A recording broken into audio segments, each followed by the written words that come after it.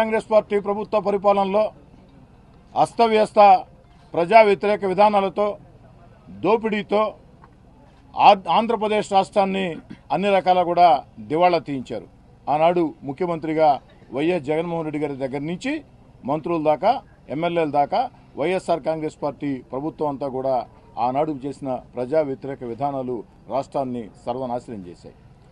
ఆంధ్ర రాష్ట్రం పూర్తిగా దివాళా తీసిన పరిస్థితుల్లో, ఆంధ్ర రాష్ట్రం సర్వనాశనమైన పరిస్థితుల్లో ఆంధ్ర రాష్ట్రానికి ప్రపంచ స్థాయిలో ఒక అంబాసిడర్, బ్రాండ్ అంబాసిడర్ అన్న గుర్తు పూర్తిగా తుడిచివేసే రీతిలో ఆంధ్రప్రదేశ్ అంటే అరాచక ఆంధ్రప్రదేశ్ అని వైఎస్ఆర్ కాంగ్రెస్ పార్టీ ప్రభుత్వంలో ప్రపంచం అంతా పేరొచ్చిన తర్వాత విఘ్నులైన ఆంధ్ర రాష్ట్ర ప్రజలు ఆంధ్రప్రదేశ్ని మళ్లీ గాడిన పెట్టాలంటే, ఆంధ్ర రాష్ట్రంలో దివాలా తీసిన రాష్ట్రాన్ని మెరుగుపరచాలంటే సంక్షేమ పథకాలు, అభివృద్ధి కార్యక్రమాలు, మన బిడ్డలకు ఉద్యోగాలు, పోలవరం పూర్తి, అమరావతి రాజధాని నిర్మాణం ఇవన్నీ ఏకకాలంలో సాగాలంటే అనుభవజ్ఞుడైన చంద్రబాబు నాయుడు గారు ముఖ్యమంత్రి కావాలని భావించి శ్రీకాకుళం నుంచి తడదాకా ప్రజలు ఒకే తీర్పు ఇచ్చారు.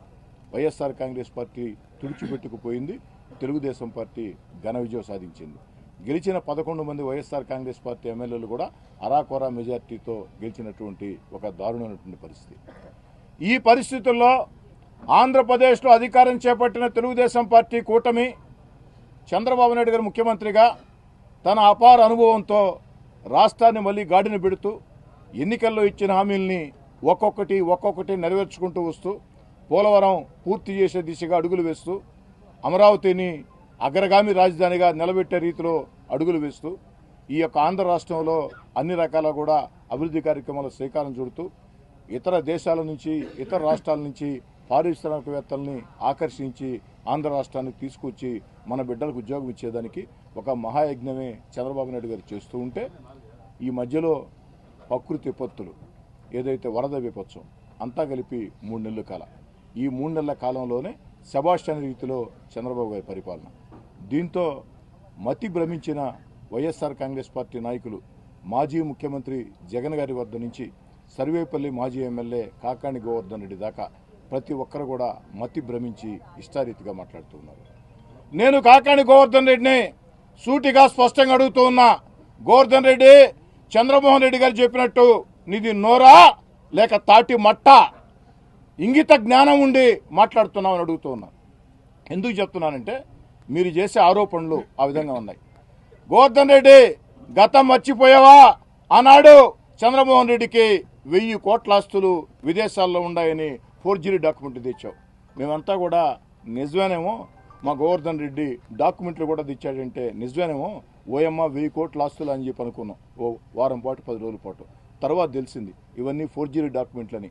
ఈ రోజుకి ఆ యొక్క కేసుల్లో పోలీస్ స్టేషన్ల చుట్టూ, కోర్టుల చుట్టూ తిరుగుతున్నావు గోవర్ధన్ రెడ్డి. మరి ఆనాడు 1000 కోట్లని ఈనాడు ఏం మాట్లాడుతున్నామంటే, సూరాయిపాడు రీచ్లో ఇప్పుడు దాకా ఒక్క ట్రాక్టర్ ఇసుక బోలా, పత్రికా విలేకరుల సాక్షిగా, సూరాయిపాళెం ప్రజల సాక్షిగా చెప్తూ ఉన్నాం, ఒక్క ట్రాక్టరు ఇసుక బోలా, తట్టడి ఇసుక బోలా. కానీ 100 కోట్లు సోమిరెడ్డి చంద్రమోహన్ రెడ్డి తినేశాడు. పాపం కాకాణి గోవర్ధన్ రెడ్డికి రాత్రిపూట కళ్ళు ఎక్కువగా వస్తున్నట్టుండే. ఎందుకంటే గత 5 ఏళ్లుగా సర్వేపల్లి నియోజకవర్గంలో తాను చేసిన అక్రమాలు, అరాచకాలు అన్నీ గుర్తుకొచ్చి ఇవన్నీ ఎవరు అధికారంలో ఉన్నా కూడా చేస్తారని చెప్పిన భావించి ఆ కళ వచ్చి పక్క రోజు మాట్లాడుతున్నట్టున్నాడు. అయ్యా కాకాణి గోవర్ధన్ రెడ్డి, నీకు ఇంగిత జ్ఞానం ఉంటే, నువ్వు నికార్సైన రాజకీయ వాదైతే రా, సూరాయిపాళెం రా, వచ్చి 100 కోట్ల రూపాయలు సోమిరెడ్డి చంద్రమోహన్ రెడ్డి తినేశాడని చెప్పు. నువ్వు ఏ విధంగా ఆధారాలు చూపించు. నువ్వు ఏ సవాల్ విసిరితే ఆ సవాలుకి మేమంతా కూడా సిద్ధంగా ఉన్నాం. ఈరోజు ఎంత దారుణంగా ప్రవర్తిస్తున్నానంటే, చిన్నదానికి పెద్దానికి గోవర్ధన్ రెడ్డి, కాకాణి గోవర్ధన్ రెడ్డి కాదు, సోషల్ మీడియా గోవర్ధన్ రెడ్డి. ఇప్పుడు సోషల్ మీడియాలో ఖర్చు కూడా లేదు, శ్రమ కూడా లేదు. ఇంట్లో ఉండి ఒక కెమెరా పెట్టుకుంటే ఇష్టం వచ్చిన వీడియోలు పెడతా ఉండొచ్చు. చంద్రమోహన్ రెడ్డి గారి దగ్గర నుంచి చంద్రబాబు నాయుడు గారి దాకా, లోకేష్ గారి దగ్గర నుంచి పవన్ కళ్యాణ్ గారి దాకా ప్రతి ఒక్కరి మీద ఇష్టారీతిగా విమర్శలు చేయటం అతనికి పరిపాటు అయిపోయింది. అయినా గోవర్ధన్ రెడ్డి, మన ఇద్దరిలో మాట, సర్వేపల్లిలో దోచుకునేదానికి ఏం మిగిలిందా చంద్రమోహన్ రెడ్డికి? గోవర్ధన్ రెడ్డి, సర్వేపల్లిలో దోచుకునేదానికి చంద్రమోహన్ రెడ్డికి ఏం మిగిల్చావు?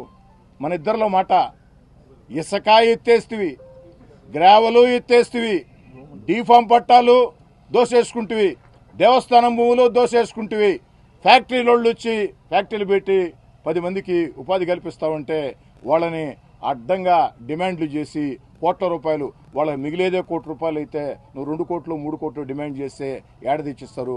ఫ్యాక్టరీలు సర్వేపల్లికో దండం, ఆంధ్రాకో దండం అని చెప్పని జగన్ గారి దగ్గర నుంచి గోవర్ధన్ రెడ్డి దాకా అరాచకాలతో ఈ ఫ్యాక్టరీలు మొత్తం కూడా ఇతర ప్రాంతాలకు పరిపోయే పరిస్థితి. ఈ పరిస్థితుల్లో సోమిరెడ్డి చంద్రమోహన్ రెడ్డి గారు శాసనసభ్యుడిగా చంద్రబాబు నాయుడు గారి నాయకత్వంలో సర్వేపల్లి నియోజకవర్గంలో సంక్షేమ పథకాలు, అభివృద్ధి కార్యక్రమాలు, ఆ యొక్క మన బిడ్డలకు ఉద్యోగాలు ఇచ్చే రీతిలో ఒక సరైన దిశలో ప్రయాణం చేస్తూ ఉంటే, నిజంగా బాధ్యత గల ప్రతిపక్ష నాయకుడు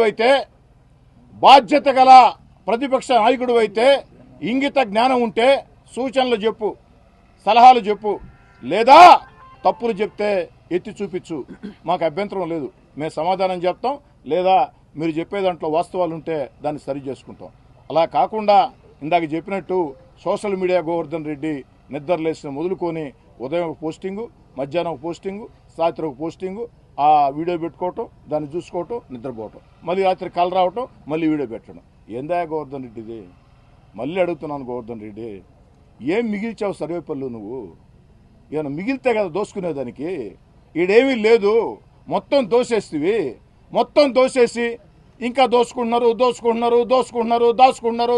అంటే ఏముందేడా దోసుకునేదానికే?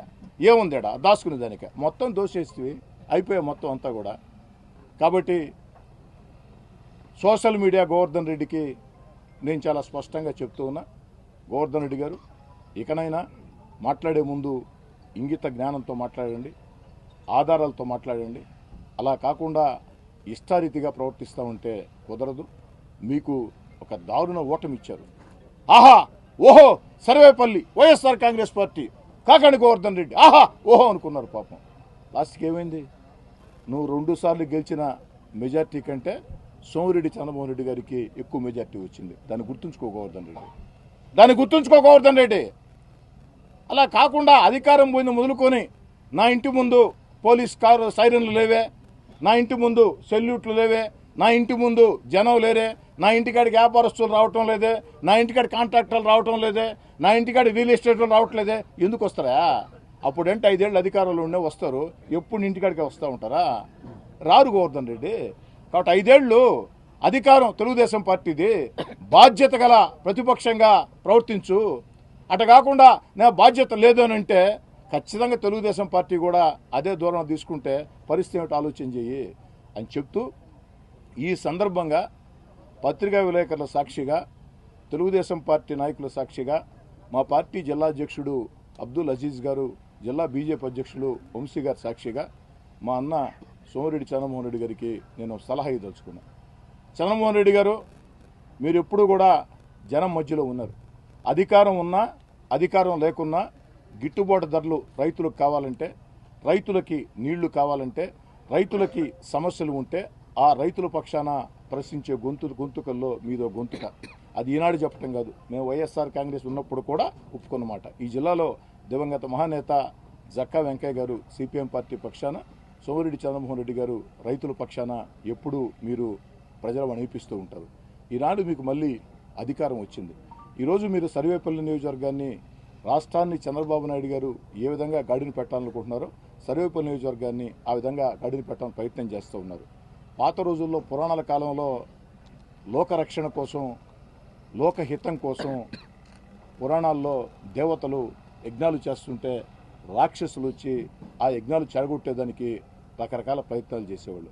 కాబట్టి మీరు కాకాణి గోవర్ధన్ రెడ్డి కాదు, సోషల్ మీడియా గోవర్ధన్ రెడ్డి విమర్శల్ని పట్టించుకోవద్దు. సోషల్ మీడియా గోవర్ధన్ రెడ్డి మాటల్ని సీరియస్గా తీసుకోవద్దు. సోషల్ మీడియా గోవర్ధన్ రెడ్డిని మీరు మర్చిపోండి, ప్రజలు మర్చిపోతారు, దాంట్లో ఎలాంటి అనుమానం లేదు. ఒక శాసనసభ్యుడిగా సోమిరెడ్డి గారికి నేను ఇచ్చే ఈ సలహా, Kakani Govardhan Reddy alias social media Govardhan రెడ్డిని మీరు మర్చిపోండి. మీ మనసులో నుంచి ఆ పేరు తీసేయండి. విమర్శల్ని మీరు పట్టించుకోవద్దు. జనం నవ్వుకుంటున్నారు. మీరేందో, మీ కుటుంబం ఏందో, మీ వ్యక్తిత్వం ఏందో ఈ జిల్లా ప్రజలందరికీ కూడా తెలుసు. కాబట్టి దయచేసి సోమిరెడ్డి చంద్రమోహన్ రెడ్డి గారు సోషల్ మీడియా గోవర్ధన్ రెడ్డిని మీ మనసులో నుంచి తీసేయాలని, వాళ్ళ విమర్శల్ని పట్టించుకోవద్దని, మీరు ఏదైతే సర్వేపల్లి నియోజకవర్గంలో అభివృద్ధి కార్యక్రమాలు, సంక్షేమ కార్యక్రమాలు, ఆ యొక్క కాకాణి దెబ్బకి, సోషల్ మీడియా గోవర్ధన్ రెడ్డి దెబ్బకి పరిగెత్తి పారిపోయిన ఆ యొక్క ఫ్యాక్టరీని మళ్ళీ తీసుకొని వచ్చి ఉపాధి కల్పించాలని చెప్పని కోరుతూ సోమిరెడ్డి చంద్రమోహన్ రెడ్డి పక్షాన మేమందరం కూడా ఉన్నాం అని తెలియజేస్తున్నాం.